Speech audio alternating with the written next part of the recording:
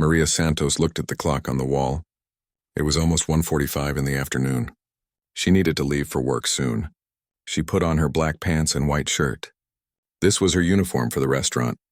She had been wearing the same uniform for 8 years now. She looked at herself in the mirror. Her dark hair was pulled back in a tight ponytail. There were small lines around her eyes that had not been there before. She was 34 years old now. Sometimes she felt much older. Maria picked up her old backpack and walked out of her small apartment. The building was not fancy. The paint on the walls was old and cracked. But the rent was cheap, and that was what mattered. She walked down 3 flights of stairs. The elevator had been broken for 2 months. Outside, the city was busy as always. Cars honked their horns. People walked quickly on the sidewalks. Everyone seemed to be in a hurry. Maria walked slowly. She had time before her shift started. She always had time because she always left early. But Maria was not going straight to work. She never did. She had a secret stop to make first. She walked for 15 minutes through the city streets. She turned left on 5th Street and stopped in front of an old brick building. The sign on the front said Community Center. The building was quiet at this time of day. Most people came here in the evenings for classes or meetings. Maria reached into her pocket and pulled out a small silver key. She looked around to make sure no one was watching. Then she opened the side door and went inside. The community center was empty and silent. Maria walked down the hallway. Her shoes made soft sounds on the old floor. She passed rooms with chairs stacked against the walls. She passed a kitchen that smelled like coffee. Then she reached the last room at the end of the hall. This room was different from the others. It was larger, with big windows that let in the afternoon light. And in the corner of the room, covered with a white sheet, was an old piano. Maria closed the door behind her. She walked over to the piano and carefully removed the sheet. The piano was old. The wood was scratched in some places. Some of the white keys had turned a bit yellow with age. But to Maria it was beautiful. She sat down on the bench. For a moment she just sat there with her hands in her lap. Then slowly, carefully, she placed her fingers on the keys. The first note rang out in the empty room, then another, and another. Soon Maria was playing a beautiful piece of music. Her fingers moved quickly across the keys. They seemed to know exactly where to go. She did not need to think about it. Her hands just remembered. Maria closed her eyes as she played. When she played piano, she was not a waitress anymore. She was not someone who worried about rent money or tips or sore feet. She was just herself. She was free. She played for almost an hour. She played fast pieces and slow pieces. She played music that made her feel happy and music that made her feel sad. She played everything she had been holding inside since yesterday. Finally, she stopped. She sat quietly for a moment, her hands resting on the keys. Then she looked at the clock on the wall. It was 1:30. Time to go to work. Maria covered the piano with the white sheet again. She said goodbye to it in her mind like she always did. "See you tomorrow," she whispered. She locked the community center door behind her and walked toward the restaurant. The walk took only 10 minutes. Soon she could see the big red sign that said Romano's Italian Restaurant. Romano's was a family restaurant. It had been there for 30 years. The building was old but clean. There were red and white checked curtains in the windows. Inside, the walls were covered with pictures of Italy. There were photos of the Colosseum, the Leaning Tower of Pisa, and the canals of Venice. Maria pushed open the door. A small bell rang to let everyone know someone had come in. The smell of tomato sauce and garlic bread filled the air. It was the same smell every day. After 8 years, Maria barely noticed it anymore. "Hey, Maria," called out Tony from behind the bar. Tony was one of the cooks. He was a big man with a friendly smile. He had worked at Romano's even longer than Maria. "Hi, Tony," Maria said with a small smile. She went to the back room to put her backpack in her locker. 3 other waitresses were already there, getting ready for their shifts. "Hi, Maria," said Jennifer. She was young, only 22. She was saving money to go to college. She wanted to be a teacher. "Hello, Jennifer." "Hello, Susan." "Hello, Angela," Maria said to all of them. The other women said hello back. They were nice enough, but Maria did not talk to them much. She kept to herself mostly. They knew almost nothing about her life outside the restaurant. Maria tied an apron around her waist. She picked up her order pad and a pen. She was ready to start her shift. Frank, the manager, was standing near the front of the restaurant. Frank was 50 years old and always looked tired. He had been the manager for 15 years. Maria, you take tables 5 through 10 today, Frank said, pointing to the section near the window. Okay, Maria said. The afternoon shift was usually not too busy. Most people came for dinner in the evening. But there were always a few customers who came for late lunch. Maria liked the afternoon shift. It was quieter. She had time to think. Her first customers were an older couple. They ordered spaghetti and meatballs to share. Maria brought them their food and made sure they had everything they needed. They were nice and left her a good tip. Next came a businessman who ate quickly and talked on his phone the whole time. Then a mother with 2 small children who made a big mess but smiled at Maria and said thank you many times. Maria was good at her job. She was polite and quick. She remembered orders without writing everything down. She kept the tables clean. She smiled even when she was tired, but while she worked, part of her mind was always somewhere else. She thought about the piano at the community center. She thought about the music she had played that morning. She thought about things from a long time ago. During her break, Maria sat in the back room and ate a small salad. The other waitresses were talking and laughing together at another table. They were talking about a TV show Maria had never watched. She did not join them. She just ate her salad quietly and looked at her phone. She had a text message from her landlord. The rent was going up next month. Not by much, but enough to matter. Maria sighed. She would need to pick up an extra shift or 2. You okay, Maria? Jennifer asked, noticing her expression. Yes, I'm fine. Just tired, Maria said. You work too hard, Jennifer said kindly. You should come out with us sometime. We're going to a movie on Friday night. Thank you, but I can't. I have things to do, Maria said. Jennifer looked a little disappointed, but smiled anyway. Okay, well, maybe another time. Maria felt a little bad. Jennifer was just being friendly, but Maria did not want to explain her life to anyone. It was easier to keep to herself. The afternoon passed slowly. More customers came and went. Maria served them all with the same quiet politeness. She brought food. She cleaned tables. She refilled drinks. She counted tips. By 6 o'clock, Maria's feet hurt. They always hurt by this time. She had been standing for hours. Her shoes were old and not very comfortable, but new shoes cost money. She had already fixed these shoes twice. She would keep wearing them until they completely fell apart. The evening shift waitresses started arriving. Maria was supposed to go home at 7, but Frank came over to her with a worried look on his face. Maria, Sarah just called. She's sick and can't come in tonight.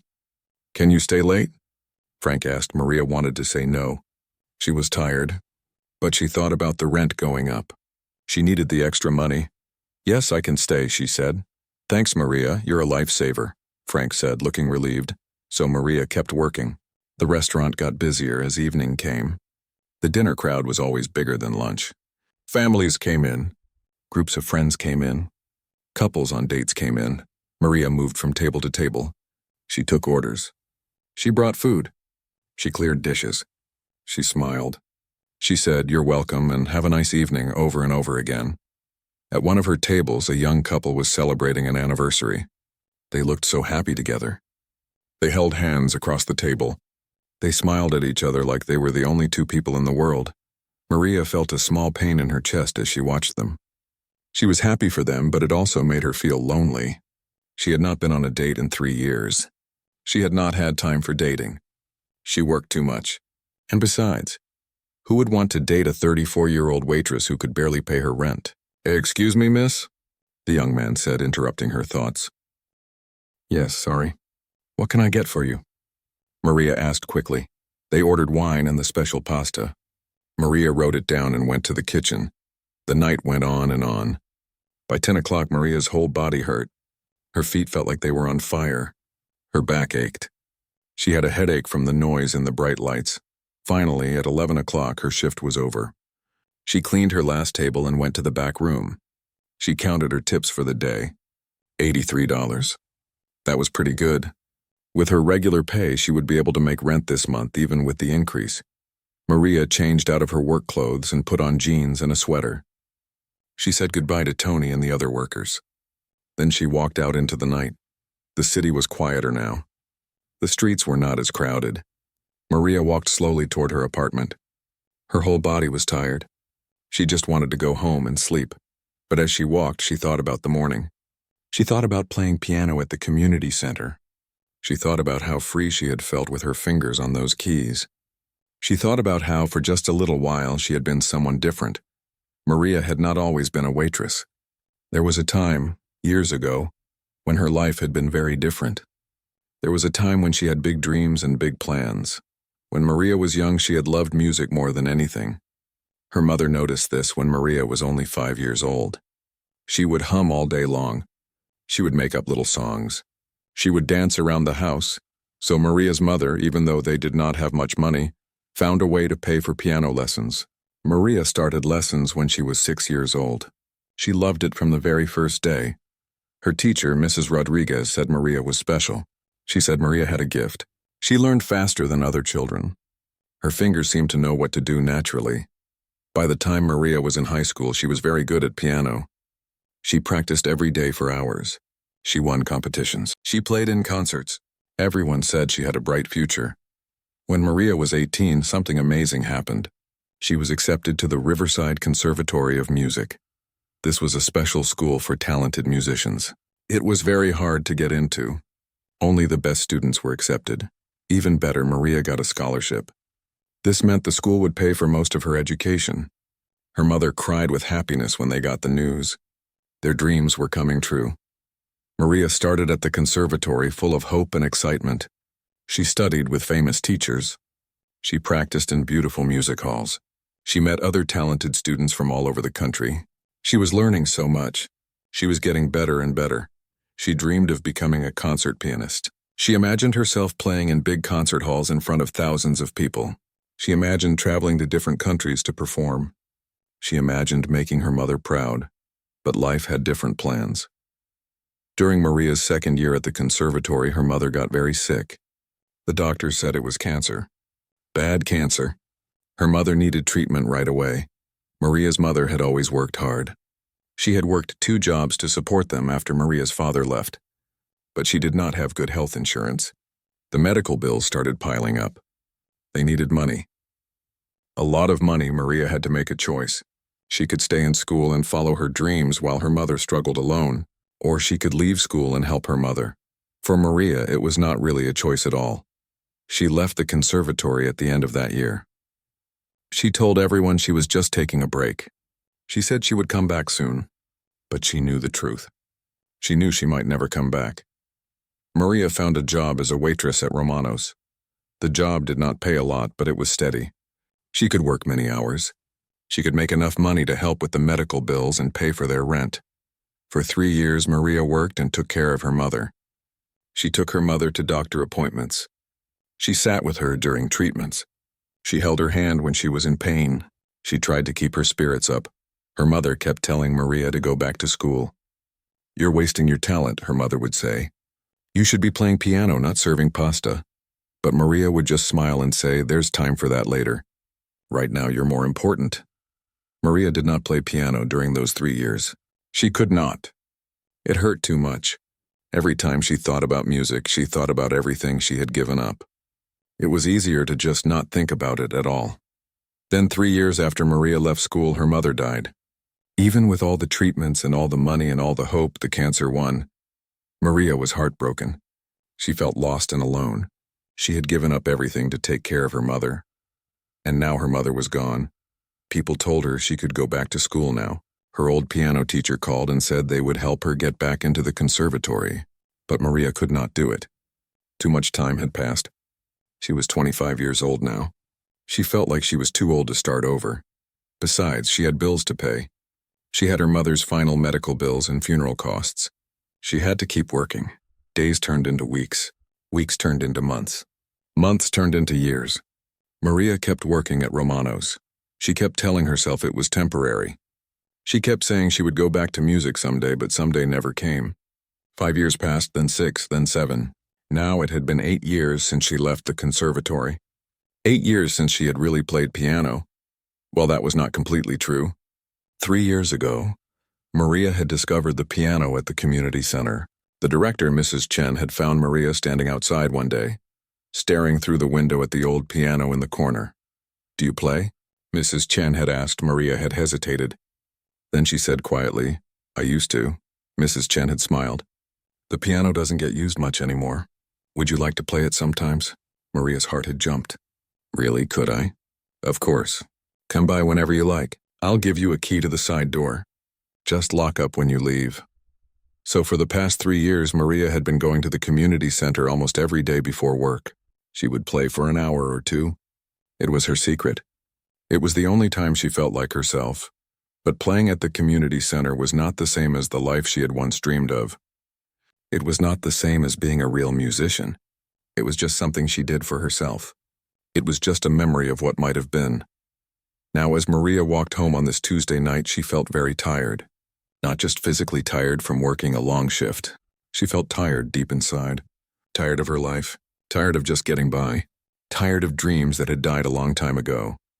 She reached her apartment building and climbed the 3 flights of stairs. She unlocked her door and went inside. The apartment was small and dark. She turned on a light. The apartment had one main room that was the living room and bedroom together. There was a small kitchen in one corner. There was a tiny bathroom. That was it. Maria had lived here for 6 years. It was all she could afford. She took off her shoes and sat down on her bed. Her feet were covered in blisters. She really did need new shoes. But new shoes would have to wait. Everything would have to wait. Maria lay down on her bed without even changing her clothes. She was so tired.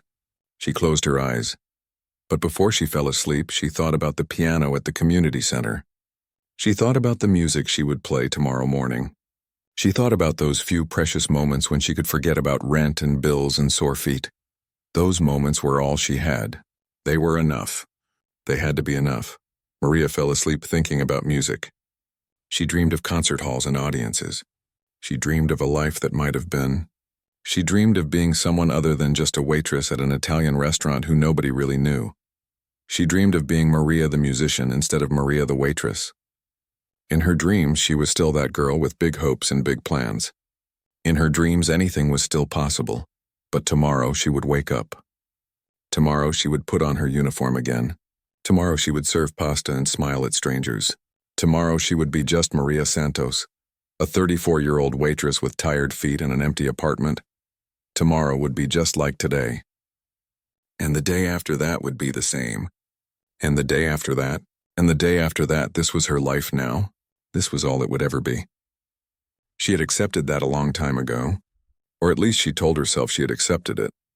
Deep down, in a place she tried not to look at too closely, Maria still had a tiny flame of hope. She did not like to think about it because hope hurt more than acceptance, but it was there. A small voice that whispered, "What if? What if things could be different? What if it's not too late?" But Maria pushed that voice away like she always did. It was too late. Too much time had passed. Too many years had gone by.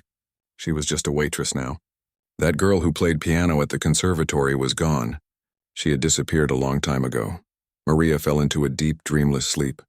Tomorrow would come soon enough, and it would be exactly the same as every other tomorrow had been for the past 8 years. Tuesday morning came like every other morning. Maria's alarm clock rang at 10:30. She opened her eyes and looked at the ceiling. For a moment, she did not want to get up. She wanted to stay in bed forever, but she could not do that. She never could. So she got up and took a shower. The water was barely warm. The building's hot water heater was old and did not work very well. Maria had learned to take quick showers. She got dressed in regular clothes. She would change into her work uniform later. First, she had somewhere to go. She had her secret morning appointment with the piano. Maria made a cup of instant coffee and ate a piece of toast. She did not have time for a big breakfast. Besides, food costs money. She tried to keep her grocery bills low. At 11, she left her apartment and walked to the community center on 5th Street. The morning was cool and cloudy. It looked like it might rain later. The streets were busy with people going to work or running errands. Maria walked past them all invisible like always. Nobody noticed her. She was just another person in the city. Just another face in the crowd. She reached the community center and used her key to open the side door. Inside, everything was quiet.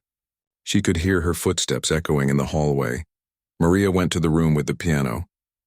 She removed the white sheet and sat down on the bench. She took a deep breath and placed her hands on the keys. The first notes filled the empty room. Maria started with something simple, just warming up her fingers. Then she moved to more difficult pieces. Her hands flew across the keys, playing music that came from deep inside her. She played for an hour. She forgot about everything else. She forgot about her tired feet from yesterday. She forgot about the rent going up. She forgot about being 34 and alone. She just played. When she finished, she sat quietly for a moment. This was always the hardest part. This was when she had to stop being a musician and become a waitress again. This was when she had to leave this room and go back to her real life. Maria covered the piano and left the community center. She walked to Romano's restaurant for her afternoon shift. The walk was short, but it felt like she was traveling between two different worlds. The world of music and the world of reality. She arrived at the restaurant at 1:50, 10 minutes early like always. She went to the back room and changed into her work uniform. Black pants, white shirt, black apron, the same uniform she wore every day. "Hey, Maria," said Jennifer, who was just finishing her morning shift. "How are you today?" "I'm fine." "How was the morning?" Maria asked. "Pretty slow, only a few tables." "You'll probably have a quiet afternoon," Jennifer said. "Good," Maria said. She went out to the main restaurant area. Frank was there, looking at some papers. "Maria, same section as yesterday. Tables 5 through 10, Frank said without looking up. "Okay," Maria said. The afternoon started slowly, just like Jennifer had said. Only one table was occupied. An old man sat by himself, eating soup and reading a newspaper. Maria brought him more bread when he asked for it. She stood near the window waiting for more customers to arrive. She looked out at the street. People walked by. Cars drove past. Life went on like always. Then something unusual happened. A truck pulled up in front of the restaurant. It was a moving truck, the kind people use when they move furniture. Maria watched as a young man jumped out of the driver's seat. The man looked to be about 30 years old. He had dark curly hair and wore jeans and a t-shirt. He walked around to the back of the truck and opened the doors. Maria could not see what was inside the truck from where she stood. She turned her attention back to the restaurant. The old man was ready for his check. She went over and gave it to him. "Thank you, dear," the old man said. He left money on the table and walked out slowly. Maria cleared his table and wiped it down. When she looked up again, she saw the young man from the truck. He was walking toward the restaurant, and he was carrying something. No, not just carrying something. He was wheeling something. It took Maria a moment to understand what she was seeing. It was a piano, an upright piano. The man was wheeling it on a dolly, carefully moving it across the sidewalk toward the restaurant's front door. Maria's heart started beating faster. What was happening? Why was someone bringing a piano to Romano's? The young man struggled to get the piano through the front door. Frank hurried over to help him. "Careful, careful," the young man said. "This piano is old. We need to be gentle with it." "Why are you bringing this here?" Frank asked, confused. "I'm Victor Romano. I'm opening an antique shop next door. My uncle owns this restaurant," the young man explained. "Oh, you're Mr. Romano's nephew. He mentioned you were coming," Frank said. "That's me," Victor said with a friendly smile. "I thought it might be nice to have some live music in the restaurant. You know, create some ambiance, draw in customers for both the restaurant and my shop." Frank looked uncertain. "I don't know. Nobody here plays piano. You don't need someone all the time. Just having the piano here will look nice. And maybe you can find someone to play once in a while." "There must be someone in the city who plays piano," Victor said. Maria stood frozen near the window. Her hands were shaking slightly. She put them in her apron pocket so no one would notice. Victor and Frank wheeled the piano across the restaurant floor. They positioned it near the window, not far from where Maria was standing. The piano was old but beautiful. The wood was dark and polished. The keys were ivory, yellowed with age. "There we go," Victor said, breathing heavily from the effort. "Perfect spot. Right by the window so people outside can see it." "If you say so," Frank said, still looking doubtful. Victor wiped some dust off the piano's surface. "I need to get back to setting up my shop. But I'll check in later. Maybe we can get someone to play this evening." "Maybe," Frank said, but he did not sound convinced. Victor left and Frank went back to his paperwork. The restaurant was quiet again, but everything felt different now. The piano stood near the window like a silent challenge. Maria could not stop looking at it. Her fingers tingled. She wanted to touch it so badly. She wanted to sit down and play. But she could not. What would everyone think? What would they say? More customers started arriving for late lunch. Maria tried to focus on her work. She took orders. She brought food. She smiled and said all the right things. But part of her attention was always on the piano. During her break, Maria sat in the back room alone. She ate her usual small salad, but she could barely taste it. She could not stop thinking about the piano out there in the restaurant. She thought about the piano at the community center. She played that piano every morning.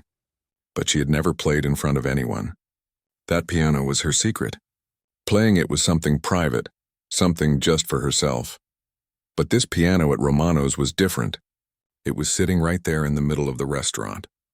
It was practically asking to be played. Maria felt afraid and excited at the same time. What if she played it? What would happen? Would people like her music? Would they wonder why a waitress could play piano so well? Would they ask questions she did not want to answer? No, it was better to stay quiet. It was better to keep her secret. Nobody needed to know about her past or her music. It was safer that way. Maria finished her break and went back to work. The afternoon passed slowly. More customers came and went. She served an old couple, a group of businessmen, a young mother with her daughter. Every time she walked past the piano, Maria felt a pull. Her hands wanted to touch those keys. Her heart wanted to play, but she pushed those feelings down. She had become very good at pushing feelings down over the years. By 6 o'clock, the dinner shift was starting. More waitresses arrived for work. The restaurant was getting busier. Maria's section was full. She moved from table to table, taking orders and bringing food. At one table, a little girl was staring at the piano. She could not have been more than 6 years old. She had bright eyes and pigtails. "Mommy, look at the piano," the little girl said, pointing. "I see it, sweetie," her mother said. "Can someone play it?" The girl asked. "I don't know." "Maybe," her mother said. The little girl looked disappointed. She kept looking at the piano throughout dinner, like she was hoping it would magically start playing. Maria felt something twist in her chest. She remembered being that age. She remembered the first time she saw a piano and how magical it seemed. She remembered how much she loved music even before she knew how to play. At 7:30, Maria's shift was supposed to end, but Frank asked her to stay later again. Someone else had called in sick. Maria agreed. She needed the money, and saying no to Frank might cause problems, so she kept working into the evening. The restaurant got busier and busier. All the tables were full. The noise level rose. People talked and laughed. Dishes clattered in the kitchen. The piano sat silently by the window, untouched. Around 8:15, Maria was taking an order from a couple at table 7 when something happened. One of the other waitresses, Angela, was carrying a tray of drinks. She was not paying attention and bumped into a chair. The tray tilted. Glasses started to slide. Everything happened in slow motion. Maria watched as a glass of red wine fell off the tray. It fell through the air and landed right on the piano keys. Wine splashed everywhere. Red liquid covered the white and black keys. "Oh no," Angela cried out. "I'm so sorry." Everyone in the restaurant stopped and looked. Frank came running over with towels. "We need to clean this up right away," Frank said. "Wine can damage the piano." Several people tried to help. They wiped at the keys with towels and napkins. But they did not know what they were doing. They were pressing too hard, pushing wine deeper into the cracks between the keys. Maria could not just stand there and watch. Without thinking, she stepped forward. "Stop," she said quietly. "What?" Frank looked at her. "Stop, you're making it worse," Maria said, louder this time. "You need to clean it properly or you'll damage it." "Do you know how to clean a piano?" Frank asked, surprised. Maria hesitated. Everyone was looking at her. But the piano needed help. She could not just let them ruin it. "Yes," she said. "I know how." "Okay, then you do it," Frank said, handing her a clean towel. Maria took the towel. Her hands were shaking again, but this time it was not from nervousness. It was from being so close to a piano in front of all these people. She carefully wiped each key, being gentle but thorough. She cleaned the wine from the surface without pushing it deeper. She worked slowly and carefully, treating the piano like something precious. As she worked, her fingers brushed against the keys. Even though she was just cleaning, the touch of the piano sent electricity through her. It had been hours since she played the piano at the community center. It felt like days. Finally, she finished cleaning. The keys looked good. No damage had been done. There, Maria said, stepping back. Thank you, Maria, Frank said. How did you know how to do that? Maria felt everyone's eyes on her. She had to say something. My mother had an old piano when I was young. I learned how to take care of it, she said. This was partly true. Her mother had bought an old piano for her when she was in high school. Well, good thing you were here, Frank said. He turned to Angela. Be more careful next time. I will. I'm really sorry, Angela said. She looked very embarrassed. The excitement was over. People went back to their meals and conversations. Maria went back to serving her tables. But something had changed. She had touched the piano. She had stood in front of everyone and helped it. The secret part of her life had come a little bit closer to the surface. The evening wore on. More customers came and went. Maria's feet hurt worse than usual. She had been working for almost 9 hours now. She was exhausted. During a quiet moment, she found herself standing near the piano again. No one was paying attention to her. Everyone was busy with their own tables or conversations. Maria looked at the piano keys. They were clean now, gleaming in the restaurant lights.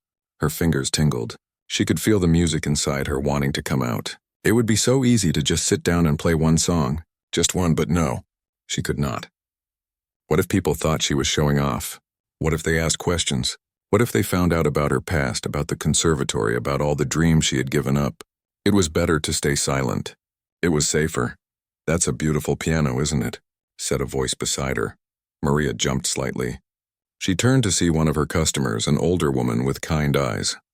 The woman had been eating dinner alone at table 9. Yes, it is, Maria said. Do you play? The woman asked. There it was. The question Maria had been afraid of all evening. She could lie. She could say no. She could keep her secret safe. But for some reason, looking at this kind stranger, Maria felt tired of lying. She felt tired of hiding. Yes, she said quietly. I used to play. A long time ago. You should play it, the woman said, gesturing at the piano. A piano like that needs to be played. It's sad when they just sit there silent. I'm working, Maria said. I can't just stop and play piano. Maybe during your break?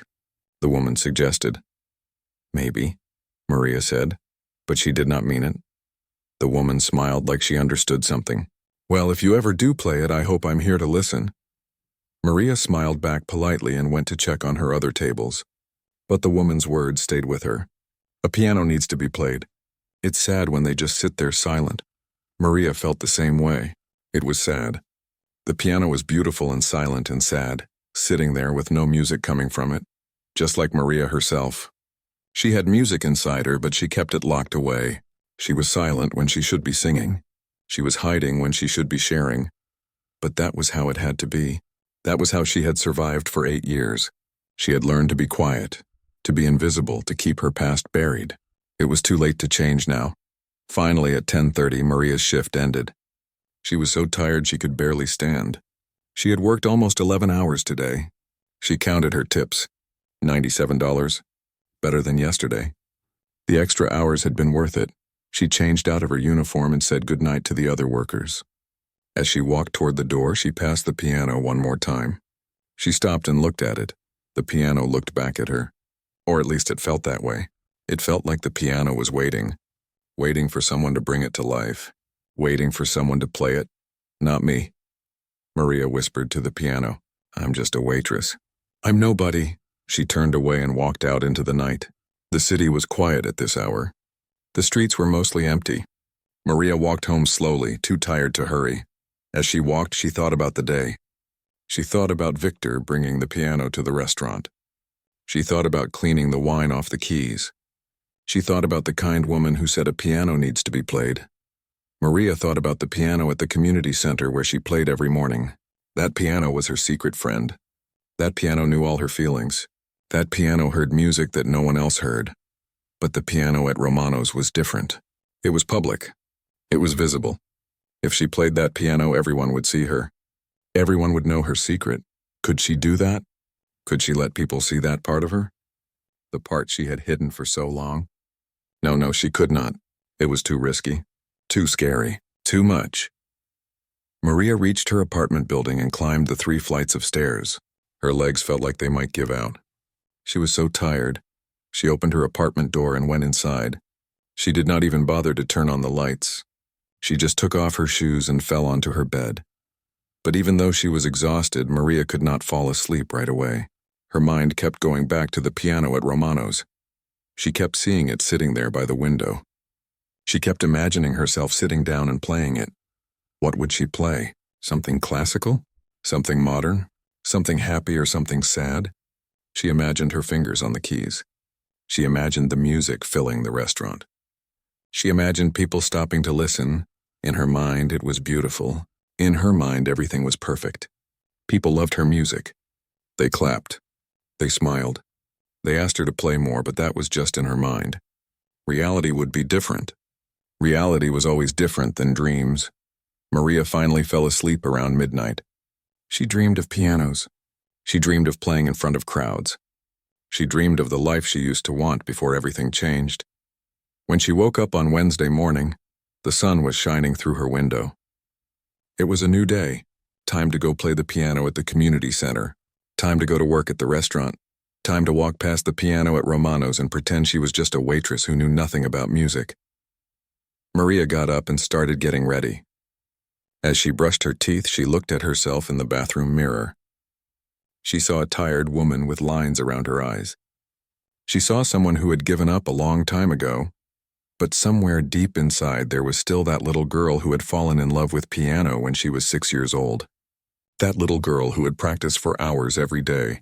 That little girl who had dreamed of playing in concert halls. That little girl was still there, buried under 8 years of disappointment and hard work and quiet resignation.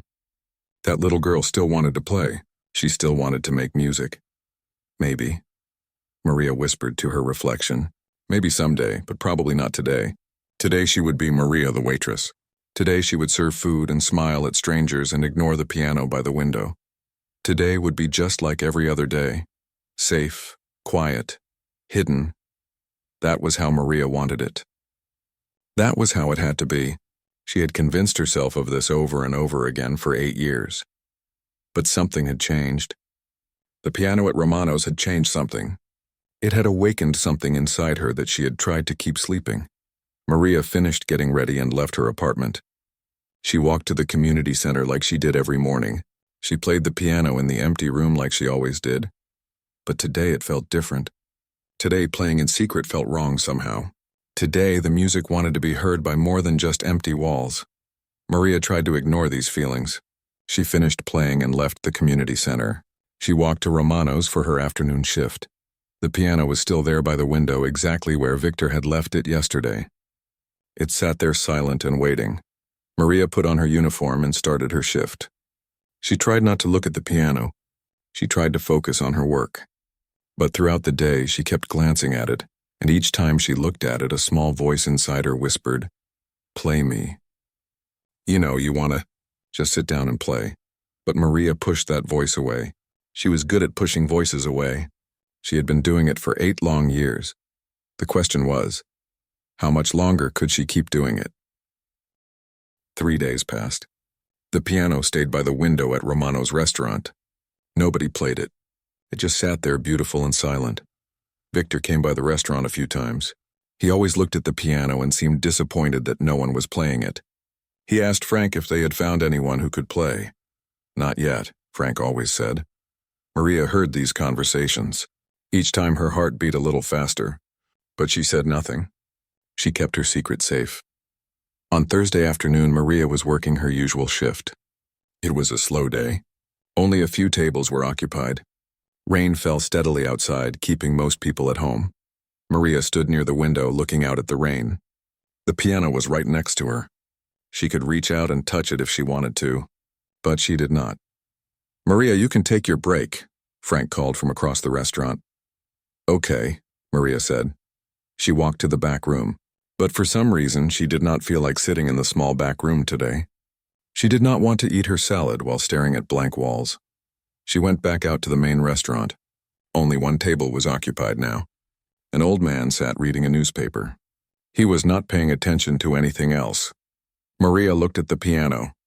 Her fingers tingled. The restaurant was so quiet. She could play just one song. Just one. No one would really notice.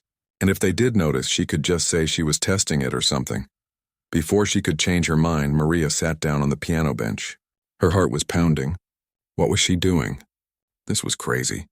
But her hands were already moving to the keys. She started with something simple. Just a basic melody. Nothing fancy. Her fingers touched the keys gently, making soft, quiet music. The piano sounded good. Better than the old piano at the community center. This piano was tuned recently. The sound was clear and rich. Maria closed her eyes. She forgot about the restaurant. She forgot about the rain outside. She forgot about everything except the music. The simple melody started to grow. Without meaning to, Maria began adding more notes. The music became more complex. Her fingers moved faster. She played chords with her left hand while her right hand danced across the higher keys. She played pieces she had learned years ago at the conservatory. She played music she had discovered on her own. She played songs her mother had loved. She played everything she had been holding inside. The music poured out of her like water from a broken dam. Months and months of playing alone in an empty room at the community center had built up pressure inside her. Now that pressure was being released, the music was finally being heard.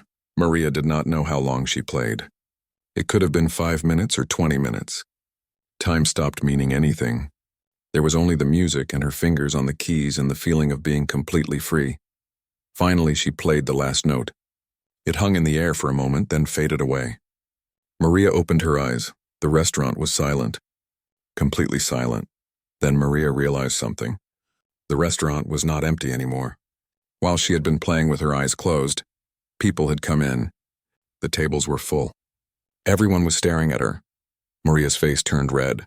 She stood up quickly from the piano bench. Her hands were shaking. What had she done? Why had she played? Everyone was looking at her. Frank stood near the kitchen, his mouth open in surprise. The other waitresses were staring at her. The customers at all the tables had stopped eating. Even the cooks had come out of the kitchen and were looking at her through the window. No one said anything for what felt like forever. Maria wanted to run. She wanted to disappear. This was her worst nightmare. Everyone knew her secret now. Then something happened. One person started clapping. Then another. Then another. Soon everyone in the restaurant was clapping.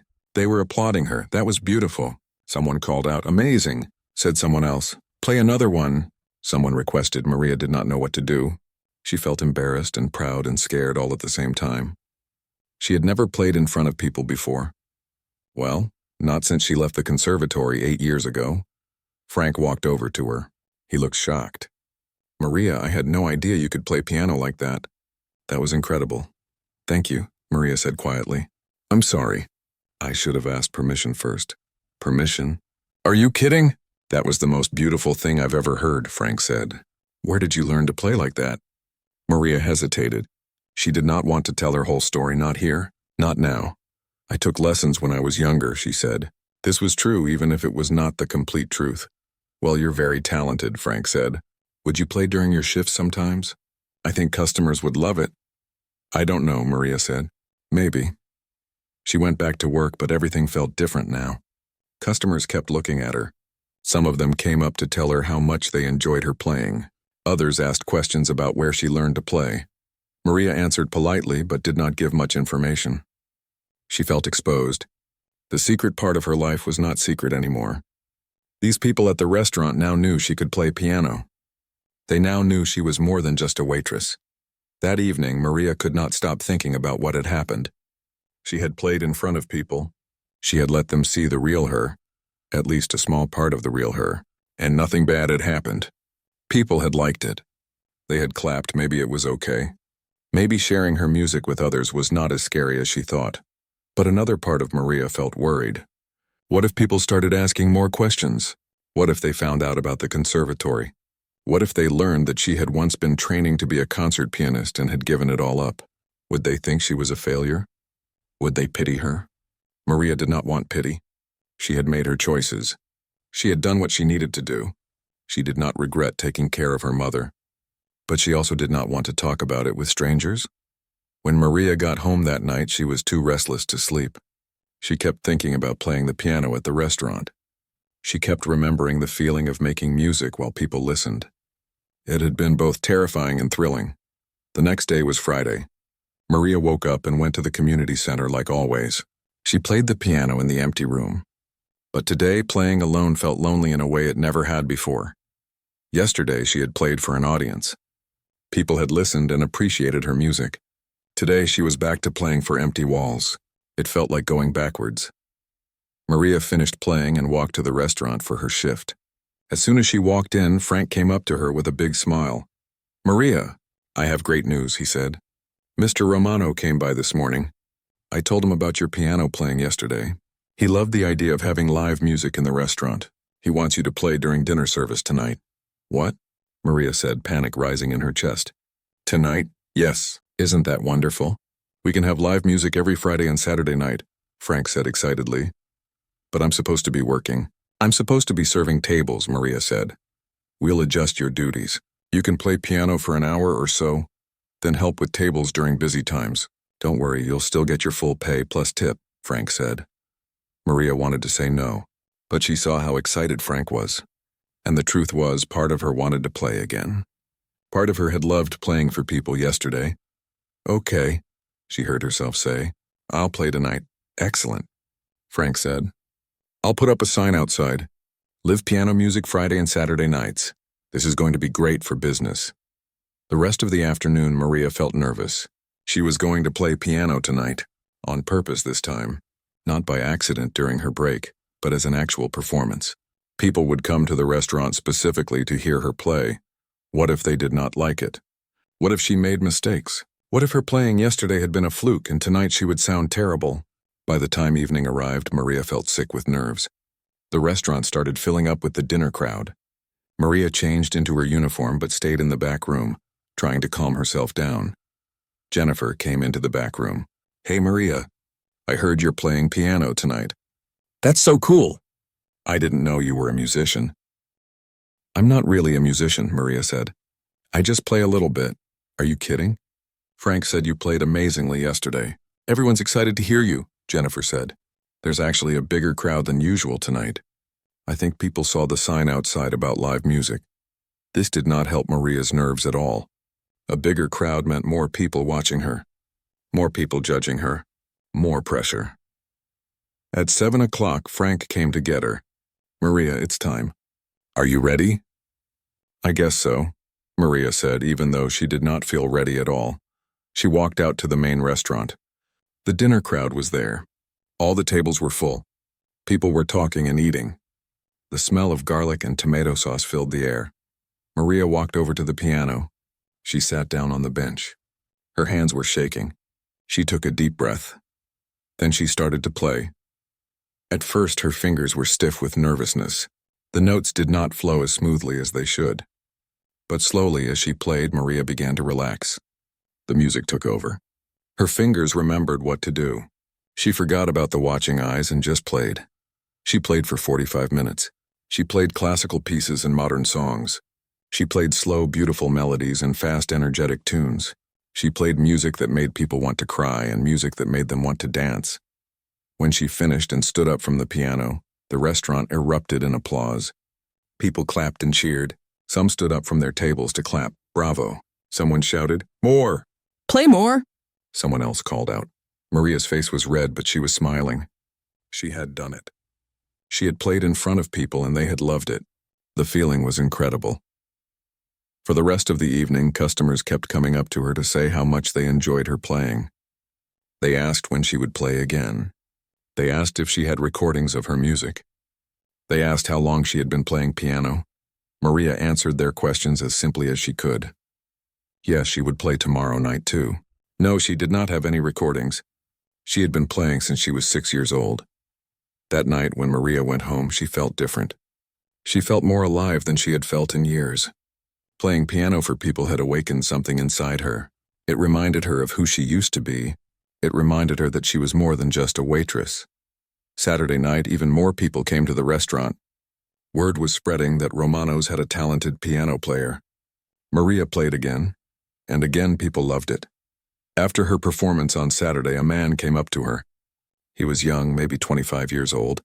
He had a phone in his hand and looked excited. "Excuse me," he said. "I'm Jason Chen. I'm a music blogger." I have a website and social media where I write about musicians and musical performances. I recorded your playing tonight. Would it be okay if I posted it online? Maria felt her stomach drop. Posted it online? You mean on the internet? Yes, on my website and social media accounts. I think people would love to see your performance. You're really talented, Jason said. I don't know, Maria said uncertainly. I'm just playing here at the restaurant. I'm not trying to be famous or anything. You don't have to be trying to be famous to share your talent with the world, Jason said kindly, but I won't post it without your permission. Just think about it, okay? He gave her a business card with his contact information and left. Maria looked at the card. Jason Chen, music blogger. She put the card in her pocket and tried not to think about it. The idea of her playing being on the internet made her nervous. What if too many people saw it? What if it spread too far? But maybe it would be okay. Maybe it would just be a small post that a few people would see and then forget about. Maybe it would not be a big deal. When Maria got home that night, she was exhausted but also energized. She had played piano for people 2 nights in a row. She had shared her music and people had appreciated it. It felt good. Really good.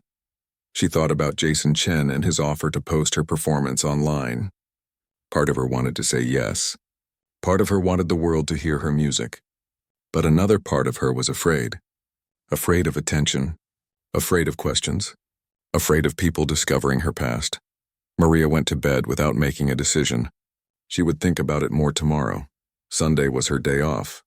She slept late and then spent the day doing laundry and cleaning her apartment. She tried not to think about the restaurant or the piano or Jason Chen's offer. On Monday morning, Maria went to the community center to play piano like always.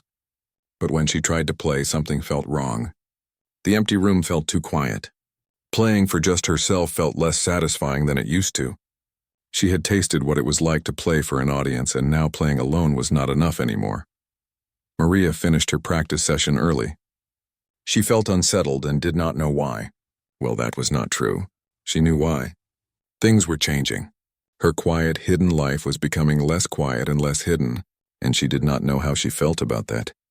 At the restaurant that afternoon, Frank greeted her with a big smile. Maria, great news. We had record business this weekend. So many people came to hear you play. Mr. Romano is very happy. He wants to make the piano performances a permanent thing. Every Friday and Saturday night. That's good, Maria said, though she felt a mix of emotions. Pride that people liked her playing. Fear that things were moving too fast. Confusion about what all of this meant for her life. During her shift, Maria thought about Jason Chen. She thought about his offer to post her performance online. She still had his business card in her backpack. Should she let him post it? What was the worst that could happen? Maybe a few hundred people would watch the video. Maybe a few would leave nice comments. Then it would fade away and be forgotten. It probably would not be a big deal. But what if it was a big deal? What if somehow the video spread further than she expected? What if it opened doors she had thought were closed forever? Maria had spent 8 years trying not to think about these kinds of questions. She had given up on dreams of being a professional musician. She had accepted her life as a waitress. She had made peace with her choices. But now, standing in the restaurant next to the piano that had changed everything, Maria wondered if maybe it was not too late. Maybe she could have music in her life again. Not in the same way as before. She could not go back to the conservatory. She could not become the concert pianist she had once dreamed of being. But maybe there were other ways to have music in her life. Maybe she could teach. Maybe she could perform at small venues. Maybe she could share her gift with people in ways she had never considered before. These thoughts scared Maria. They meant change. They meant taking risks. They meant stepping out of the safe, quiet life she had built for herself. But they also excited her. For the first time in 8 years, Maria felt a spark of hope. A possibility that her life could be different, better, more meaningful. That evening, after her shift ended, Maria sat in the back room. She pulled out Jason Chen's business card. She looked at it for a long time, then she pulled out her phone. Before she could change her mind, she typed in his number and sent him a text message. Hi, this is Maria from Romano's restaurant. You can post the video of my piano playing. Thank you for asking. She hit send before she could second-guess herself. A few minutes later, her phone buzzed with a reply. Great, thank you so much. I'll post it tonight. I really think people are going to love your music. Maria put her phone away. She felt nervous and excited at the same time. She had just taken a step. A small step maybe, but still a step. She had agreed to let the world see her music. What would happen next? She had no idea. Maybe nothing. Maybe the video would get a few views and that would be it. Life would go on as normal, or maybe something would change. Maybe this was the beginning of something new, something she could not predict or control. Maria walked home through the city streets. It was a cool evening. The stars were out. She looked up at them as she walked. She thought about her mother. Her mother had always told her to share her gift with the world. "You're too talented to hide it," her mother would say. "Music like yours needs to be heard." For years, Maria had kept her music hidden. She had thought she was protecting herself. But maybe she had just been afraid. Afraid of failing. Afraid of trying and not being good enough. Afraid of having hope and being disappointed again. But maybe it was time to stop being afraid. Maybe it was time to try again, not in the same way as before. She was not that young girl with big dreams anymore. She was a 34-year-old woman who had lived through loss and disappointment and hard times, but she still had her music. That had never left her, and maybe it was time to let other people hear it. Maria reached her apartment and climbed the 3 flights of stairs. She went inside and got ready for bed. Before she fell asleep, she checked her phone one more time. Jason had posted the video. It was on his website and his social media pages. Maria clicked on it and watched herself playing piano at Romano's. She could see the restaurant around her. She could see people eating and listening. She could hear her own music filling the space. It was strange watching herself like this. She looked serious and focused while she played. She looked like a real musician, not a waitress pretending to play piano. She looked like someone with talent and skill and passion. Maria read the caption Jason had written. "I walked into this restaurant tonight and discovered something amazing." By Wednesday morning, the video had 2 million views. 2 million. Maria could not believe it. She sat on her bed staring at her phone screen, watching the numbers go up and up. The comments kept coming. Hundreds of new comments every hour. People were sharing the video everywhere. Music websites were writing articles about her. A newspaper wanted to interview her. A local TV station called the restaurant asking to film her playing piano. Maria felt like she was drowning. This was too much, too fast. She had agreed to let Jason post one video. She had not agreed to become internet famous. She had not signed up for any of this. Her phone kept ringing.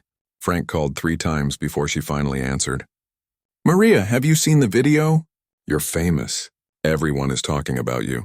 The restaurant phone has been ringing all day with people asking about you. When can you come in? We need to talk about this." "I don't know, Frank, this is all happening too fast." "I'm not ready for this," Maria said. Her voice sounded scared even to her own ears. "I know it's overwhelming, but this could be really good for you, Maria. And for the restaurant, too. We could become known as the place where the famous piano player works," Frank said. "I'm not famous. I'm just a waitress who plays piano," Maria said. "Not anymore, you're not. The world has seen you now." "Things are different," Frank said gently. "Come in today if you can. We need to figure out how to handle all this attention." After hanging up with Frank, Maria's phone rang again. It was a number she did not recognize. She let it go to voicemail. Then it rang again. Another unknown number. More voicemail. Her phone would not stop buzzing.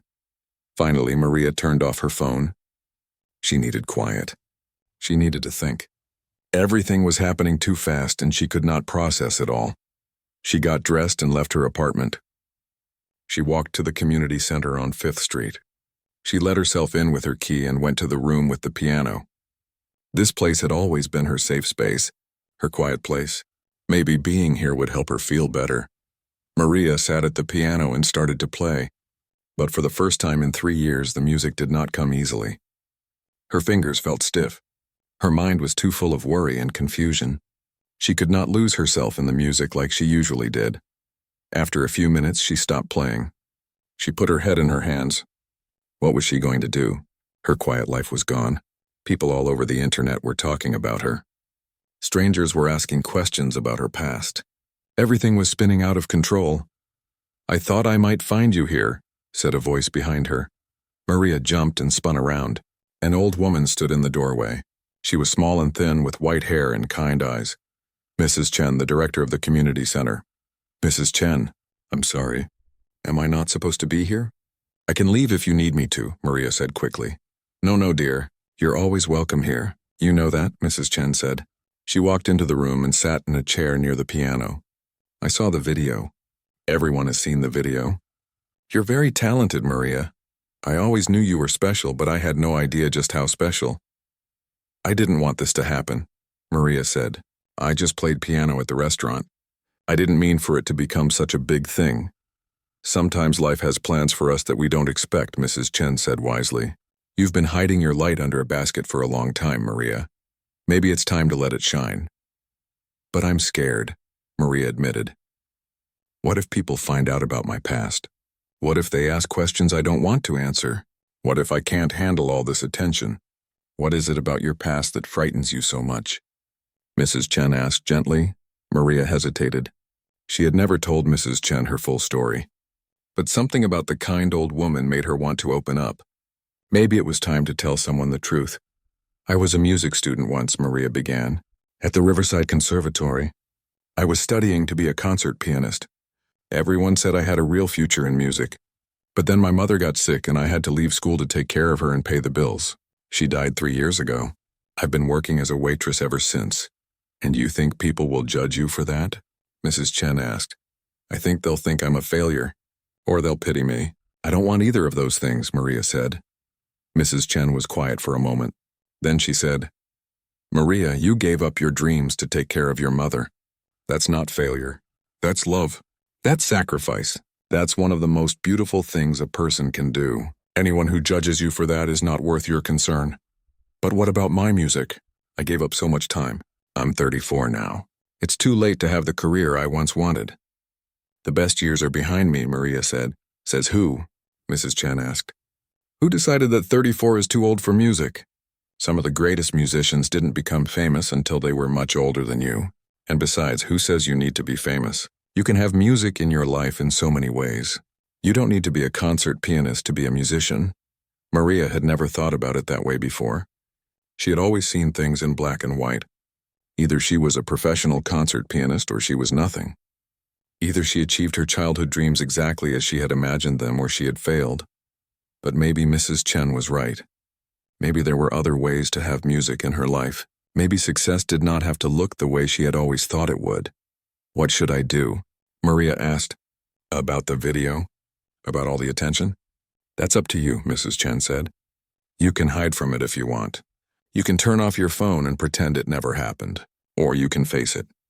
You can see where this path leads. It might lead nowhere. Or it might lead somewhere wonderful. But you'll never know unless you try. After Mrs. Chen left, Maria sat at the piano for a long time. She thought about everything the old woman had said. She thought about her mother and her choices and her fears and her dreams. Finally, she made a decision. She was going to face this. She was going to turn on her phone and deal with whatever came next. She was tired of hiding. She was tired of being afraid. Maria turned on her phone.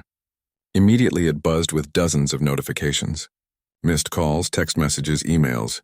She took a deep breath and started going through them. Many of the messages were from reporters wanting interviews. She deleted most of those. But one email caught her attention. The subject line said, "From your old teacher." Maria's heart started pounding. She opened the email. It was from Professor Dmitry Volkov, her old piano teacher from the conservatory, the man who had trained her and believed in her and been disappointed when she left. The email was short. Maria, I saw the video of you playing at the restaurant. I have thought about you often over the years and wondered what happened to you. You were one of my most talented students. I was heartbroken when you left the conservatory, but watching you play in that video, I see that your gift has not left you. If anything, your playing has matured. There is emotion in your music now that was not there before. You have lived life and it shows in your playing. I would like to see you again. I think we have much to discuss. Please call me when you can. Your old teacher, Professor Volkov. At the bottom of the email was a phone number. Maria read the email 3 times. Professor Volkov wanted to see her. Her old teacher, the man who had pushed her harder than anyone else, wanted to talk to her. She did not know whether to feel excited or terrified. She put her phone away without calling him. Not yet. She needed more time to think about this. Maria went to Romano's restaurant for her afternoon shift. When she walked in, the place was packed. Every table was full, even though it was a Wednesday afternoon. Normally Wednesdays were slow. Frank rushed over to her immediately. "Maria, thank goodness you're here. Look at this crowd. They all came because of the video. They all want to see you and hear you play." Maria looked around the restaurant. People were looking at her. Some were taking pictures with their phones. She felt uncomfortable being the center of attention like this. "Do they expect me to play right now? I'm supposed to work." "I'm supposed to serve tables," Maria said. I know, but maybe you could play just one song? Just to make them happy?" Frank asked hopefully. Maria wanted to say no, but she looked at all the faces in the restaurant. They looked hopeful and excited. They had come here because of her. How could she disappoint them? "Okay, one song," Maria said. She walked over to the piano.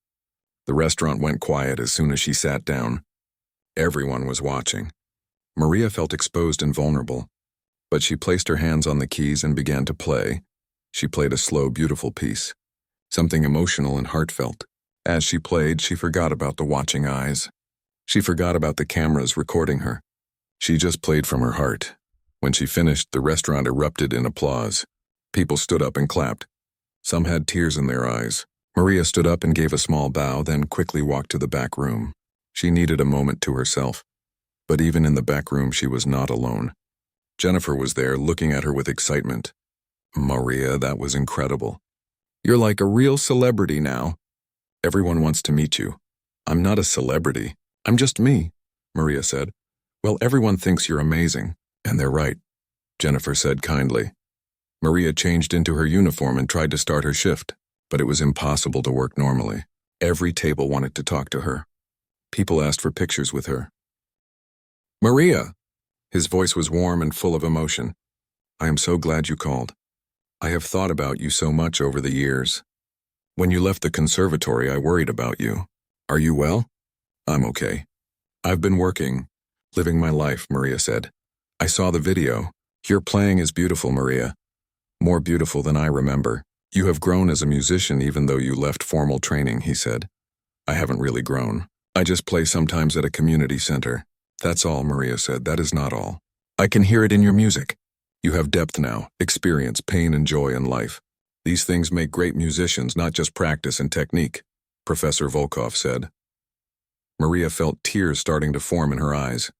She had not realized how much she needed to hear these words, how much she needed someone from her old life to tell her that she had not wasted everything. "Professor, I had to leave. My mother was sick." "I had no choice," Maria said, her voice breaking. "I know, my dear. I understood then and I understand now. You made the choice of love. There is no shame in that. But Maria, your mother has been gone for 3 years now. What are you doing? Why are you still hiding your gift?" he asked gently. "I'm not hiding. I play at the restaurant. I played in that video that went viral," Maria said. "You play in a restaurant during dinner service. That is wonderful. But it is not enough for someone with your talent. Maria, you could be teaching. You could be performing. You could be sharing your gift with so many people," he said. "It's too late for that. I'm 34 years old. I've been away from serious music for 8 years. I missed my chance," Maria said. "Nonsense. It is never too late. I have seen many musicians start or restart their careers at all ages. If you want to return to music, really return to it, I can help you," Professor Volkov said. "How?" Maria asked, afraid to hope. "Come see me. Come to my studio. We can talk. We can play together. We can figure out what you want your future to look like. I have connections in the music world still. I know people who need piano teachers. I know venues that would love to have someone like you perform. If you want this, Maria, it is not too late, but you have to want it. You have to be willing to try," he said. Maria was silent. Her mind was racing. Was it possible? Could she really return to the world of music? Not as the concert pianist she once dreamed of being, but as something else? A teacher? A performer at smaller venues? Could she make a life around music again? "I'm scared," Maria admitted. "Of course you are. Starting over is always scary. But I think you are more scared of staying where you are. I think you are scared of waking up 10 years from now and realizing you never tried," Professor Volkov said. He was right. Maria knew he was right. She had been playing it safe for 8 years. She had hidden her talent. She had convinced herself that it was too late. But what if it was not too late? What if she still had time? When can I come see you? Maria asked. Whenever you want. How about this Sunday? Come to my studio at noon. We will talk and play and see what is possible, he said. Okay. I'll be there, Maria said. After hanging up, Maria sat outside the restaurant for a few more minutes. Everything was changing so fast. Just a week ago, she was invisible. She was just a waitress. Nobody knew about her past or her talent. Now the world knew. Millions of people had watched her play. Her old teacher wanted to see her. People were talking about her all over the internet. Her quiet life was gone forever. Maria felt scared, but she also felt something else. She felt alive. She felt like maybe her life was not over. Maybe there was still time for dreams, even if they were different dreams than the ones she had when she was 18. She went back inside to finish her shift. The restaurant was still crowded. People still wanted to talk to her. But this time Maria did not feel as overwhelmed. She talked to people. She smiled. She answered questions. She even took some pictures. One table had a young girl, maybe 8 years old. The girl looked at Maria with wide, admiring eyes. "Are you the famous piano lady?" she asked. "I guess I am," Maria said with a smile. "I want to play piano like you when I grow up," the little girl said. Maria's heart melted. She remembered being that age. She remembered falling in love with piano. She remembered having dreams and hopes. "Then you should learn," Maria told the girl, "and practice every day, and never give up on it no matter what." "Will you be famous like on TV and in big theaters?" the girl asked. Maria thought about this question. A week ago, she would have said that being famous was the only thing that mattered. Either you were a big success or you were nothing. But now she was not so sure. Maybe success was not about being famous. Maybe it was about using your gift, sharing it with others, making people feel something. Inspiring a little girl to want to learn piano? "I don't know if I'll be famous," Maria told the girl honestly. "But I'm going to keep playing. That's what matters." The rest of the week was a blur. Maria played piano every night at the restaurant to packed crowds. More videos of her playing were posted online. The view count kept going up. Articles were written about her. Some people called her the mysterious waitress pianist. Others called her the hidden talent. Maria still worked her waitressing shifts, but Frank had adjusted her schedule. She played piano for an hour each night, then helped with tables during the busiest times. The restaurant had never been more successful. People were coming from all over the city just to hear her play. By Saturday night, Maria had accepted that her life had changed forever. There was no going back to being invisible. The world had seen her now. She could either hide from it or embrace it. She was starting to think that maybe embracing it was not so scary after all. On Sunday morning, Maria woke up nervous. Today she was going to see Professor Volkov. She had not seen him in 8 years. She had not been to his studio since she left the conservatory. She got dressed carefully, choosing a nice dress she rarely wore. She wanted to look professional, not like a waitress. She wanted to look like a musician. The bus ride to Professor Volkov's studio took 40 minutes. Maria spent the whole time with butterflies in her stomach. What would he think of her now? Would he be disappointed that she had spent 8 years as a waitress? Would he think she had wasted her talent? She arrived at the studio building. It was an old brownstone in a nice part of the city. The same building she remembered from years ago. She climbed the steps and rang the bell. Professor Volkov answered the door. He was older than she remembered. His hair was completely white now. He walked with a cane. But his eyes were the same, sharp and intelligent and kind. "Maria," he said and pulled her into a hug. "It is so good to see you." "It's good to see you too, Professor," Maria said. She felt tears in her eyes. He led her inside to his studio. The room was exactly as she remembered. A beautiful grand piano sat in the center. The walls were covered with photos of famous musicians. Classical music played softly from speakers. "Sit, sit," Professor Volkov said, gesturing to the piano bench. "Play for me. I want to hear you in person, not just on a video." Maria sat at the grand piano. She had not played a piano this nice in 8 years. She touched the keys reverently. Then she began to play. She played for 20 minutes, moving from one piece to another without stopping. She played everything she had been keeping inside. All the emotion and passion and pain and joy. She played like her life depended on it. When she finished, Professor Volkov had tears running down his face. "Beautiful," he whispered. "Maria, you have not lost anything. If anything, you have gained something. Your music has soul now. It has life. Thank you, Professor, Maria said. They talked for 2 hours. Professor Volkov told her about opportunities. A music school nearby needed piano teachers. They would hire her immediately if she was interested. There were small concert halls and cafes that featured local musicians. He could help her book performances. There were also competitions and programs for adult musicians returning to serious study. If Maria wanted to continue her education, there were options. It would not be easy, but it was possible. But what about money? Maria asked. I have bills to pay. I can't just quit my job at the restaurant and hope everything works out. You don't have to quit immediately. You could teach part-time at first. Play a few small concerts. See how it goes. Build slowly. Rome was not built in a day, Maria. Your music career does not have to be either, Professor Volkov said. Maria thought about this. It was true. She did not have to make huge, drastic changes. She could take small steps. She could start teaching a few students. She could perform at small venues. She could keep her waitressing job until her music career was stable enough to support her. It did not have to be all or nothing. It could be gradual. It could be a journey, not a sudden leap. I'm scared I'll fail, Maria admitted.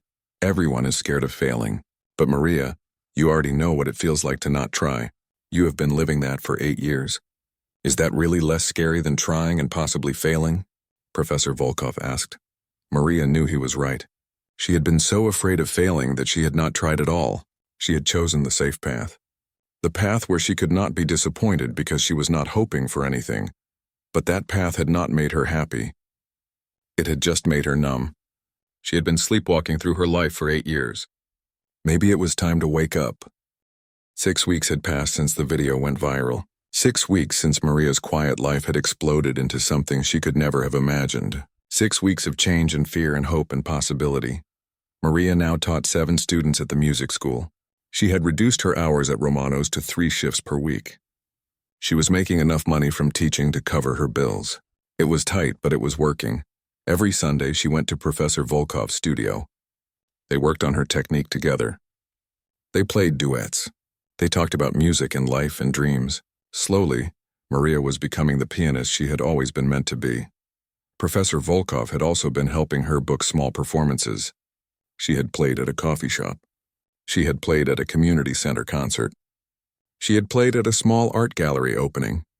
Each performance was tiny, maybe 50 people in the audience, but each one felt like a victory. Maria was building a life around music again. It was not the life she had imagined when she was 18, but it was a good life, a meaningful life, a life she was proud of. On a Tuesday afternoon, Maria was at the music school teaching her student Emma. Emma was 9 years old and very talented. She reminded Maria of herself at that age. Very good, Emma. Your left hand is much stronger than last week, Maria said encouragingly. Emma beamed with pride. I practiced every day like you told me to. I can tell. Keep it up, Maria said. After Emma left, the school director, Mr. Peterson, came to Maria's teaching room. He looked excited about something. Maria, I need to talk to you about an opportunity, he said.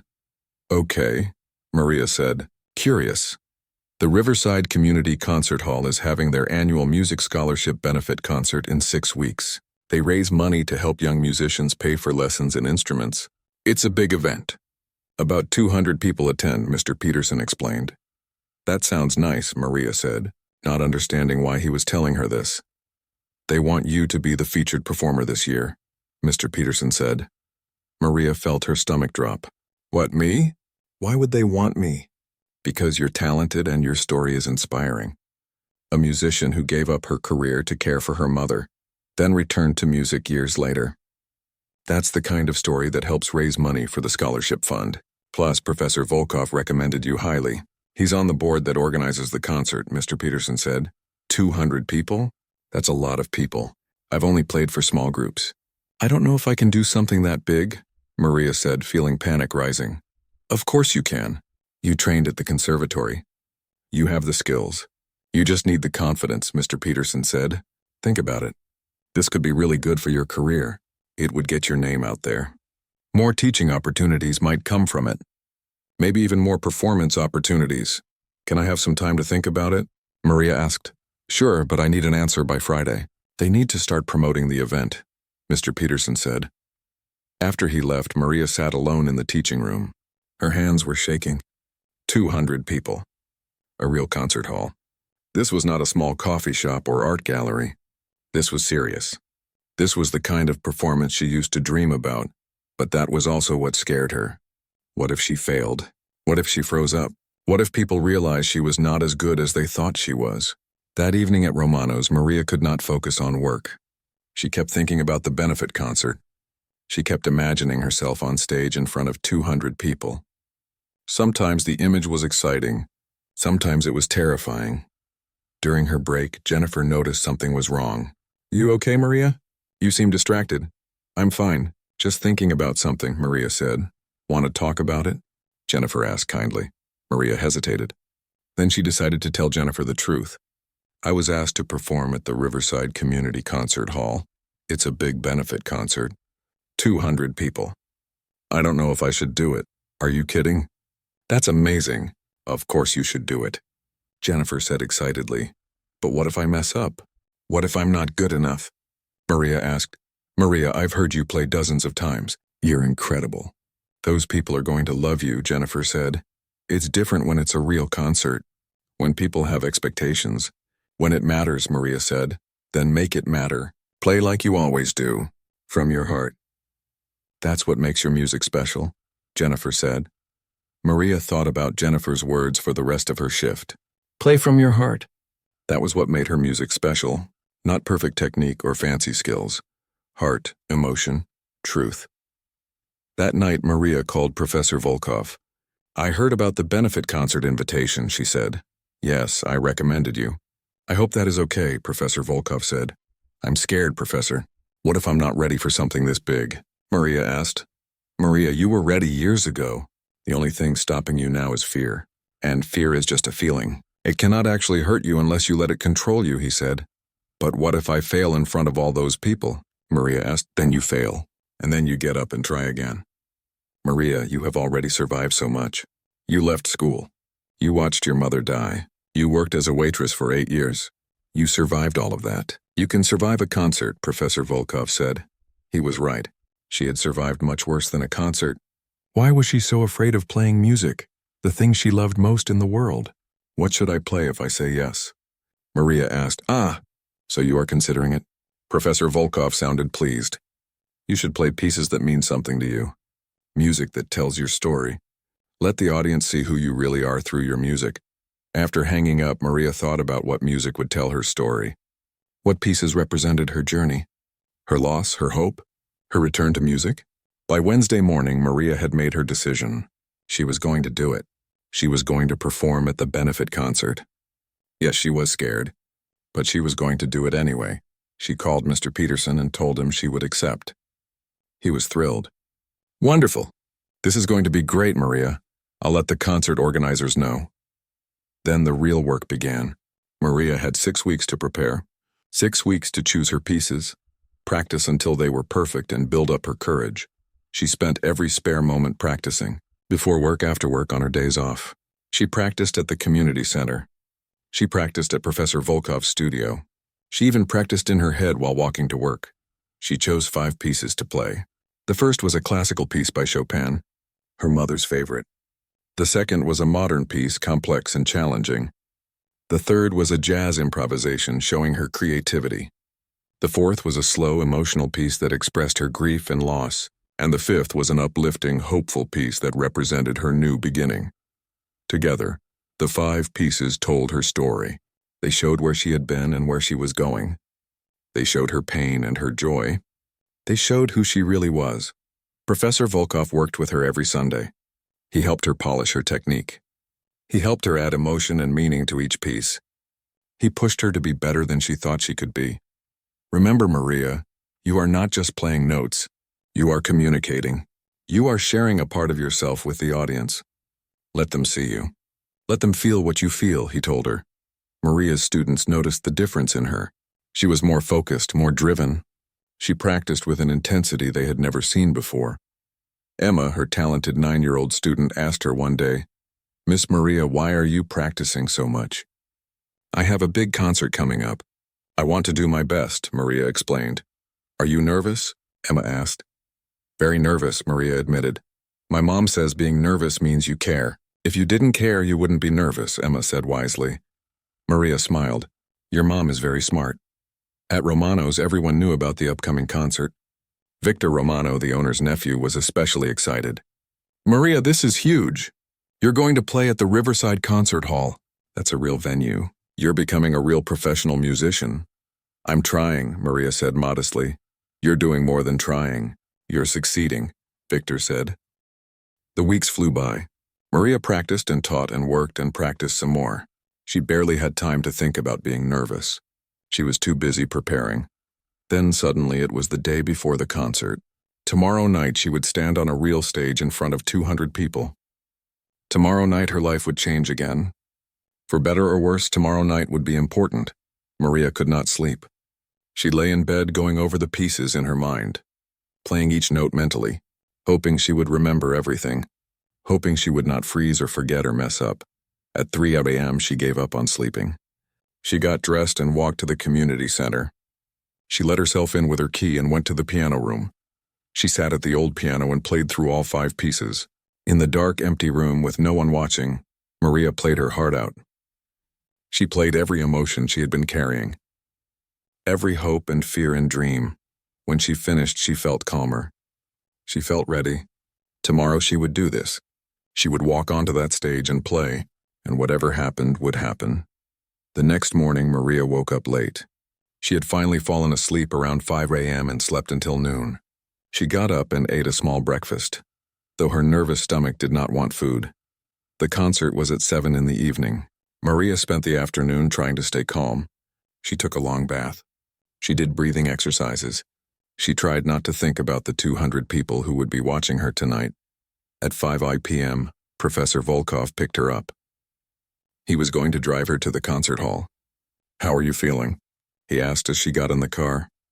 Terrified, Maria admitted. Good, that means you care. The day you stop being nervous is the day you should quit performing, Professor Volkov said. They arrived at the Riverside Community Concert Hall at 5:30. Maria had not been inside this building in 8 years. The last time she was here, she had been a student at the conservatory.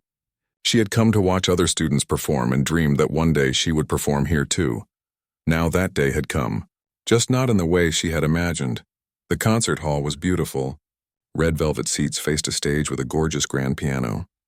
The walls were decorated with paintings and photographs of famous musicians. Everything was elegant and perfect. Maria went backstage to the dressing room. A woman from the Scholarship Foundation came to talk to her. Thank you so much for doing this, Maria. We're so grateful. Your story is exactly what this benefit is all about. Helping musicians who face obstacles. You're an inspiration. Maria nodded but did not feel very inspiring. She felt like she might throw up. At 6:30, people started arriving. Maria could hear voices and footsteps in the concert hall. The seats were filling up. 200 people coming to hear her play. Jennifer came backstage to wish her good luck. You've got this, Maria. Just play like you always do. Frank and several other people from Romano's were there too. Mrs. Chen from the community center, Mr. Peterson from the music school, some of Maria's students and their parents, everyone who had been part of her journey back to music. At 6:55, the woman from the Scholarship Foundation came to get Maria.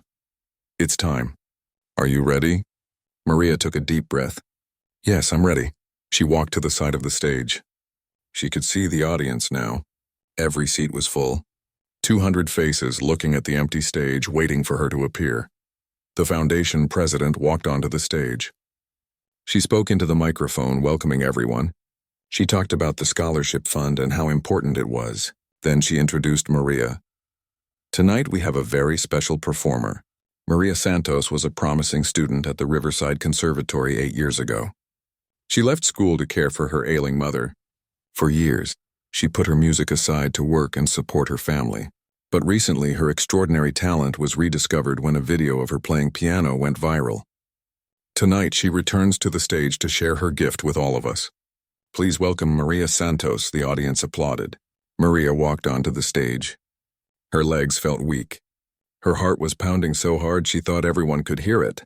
She sat down at the piano and looked out at all those faces. For a moment she froze. She could not remember what she was supposed to play first. Her mind went blank. Panic started to set in. Then she saw Professor Volkov in the third row. He nodded at her. Just a small nod. But it was enough. It reminded her that she could do this. She had prepared. She was ready. Maria took one more deep breath. Then she placed her hands on the keys and began to play. The first piece was Chopin, her mother's favorite. As Maria played, she thought about her mother. She remembered sitting with her during treatments. She remembered her mother telling her to never give up on music. She remembered her mother's love. All of that emotion poured into the music. Every note was filled with memory and love and loss. When the piece ended, the audience was silent for a moment. Then they erupted in applause. Maria looked up, surprised. They liked it. They really liked it. She moved to the second piece. The complex modern composition. This showed her technical skill. Her fingers flew across the keys, playing difficult passages with precision and grace. Then the third piece. The jazz improvisation. Here Maria let loose. She played with freedom and creativity. She was not following sheet music anymore. She was just playing what she felt. The music was spontaneous and alive. The fourth piece was the emotional one. The one about grief and pain. Maria closed her eyes as she played this one. She thought about all the hard years, all the struggles, all the times she had wanted to give up, all the tears she had cried. The music was sad and beautiful. Several people in the audience were wiping their eyes. Maria was crying too as she played. But she kept going. She let all the pain out through the music. Finally, the fifth piece, the hopeful one. This represented her new beginning, her return to music, her second chance. The music started soft and gentle, then built to something powerful and triumphant. As Maria played the final notes, she felt something shift inside her. She felt free. She had done it. She had shared her story, her heart, her soul through music. She had been vulnerable and honest and real in front of 200 strangers, and it felt amazing. The final note faded away. Maria sat at the piano, breathing hard, her heart full. Then the audience stood up. All 200 people rose to their feet. They clapped and cheered. The applause was thunderous. People were crying. People were smiling. People were shouting, "Bravo!" Maria stood up from the piano and bowed. Tears streamed down her face. She had done it. She had actually done it. She had performed in a real concert hall and people loved it. The applause went on for 5 full minutes. Maria bowed again and again. She looked out at all the faces and saw Professor Volkov standing and clapping with tears in his eyes. She saw her students jumping up and down with excitement. She saw Frank and Jennifer and Mrs. Chen all beaming with pride. Finally, Maria walked off the stage. Backstage, people rushed to congratulate her. The foundation president hugged her. That was incredible. Absolutely incredible. You raised so much money for the scholarship fund tonight. People are already making donations. Thank you so much. Professor Volkov came backstage and pulled Maria into a tight hug. I am so proud of you, he said. You played beautifully. Better than I have ever heard you play. You were honest and vulnerable and perfect. Thank you for believing in me. For helping me find my way back, Maria said through her tears. You found your own way back. I just gave you a little push, he said with a smile. The rest of the evening was a blur. So many people wanted to talk to Maria. They told her how much her music moved them. They asked if she taught lessons. They asked where they could hear her play again. They shared their own stories of loss and second chances and never giving up. One woman, probably in her 60s, grabbed Maria's hands. Thank you, she said. I gave up painting 20 years ago when I had children. I've been telling myself it's too late to start again. But hearing your story and your music tonight, I realize it's not too late. I'm going to paint again. Thank you for showing me that. Maria felt overwhelmed by this. Her music had inspired someone. Her story had given someone else hope. This was more meaningful than any applause or praise could ever be. By the time the evening ended, Maria was exhausted but happy. Happier than she had been in 8 years. Maybe happier than she had ever been. Professor Volkov drove her home. They sat in comfortable silence for most of the drive.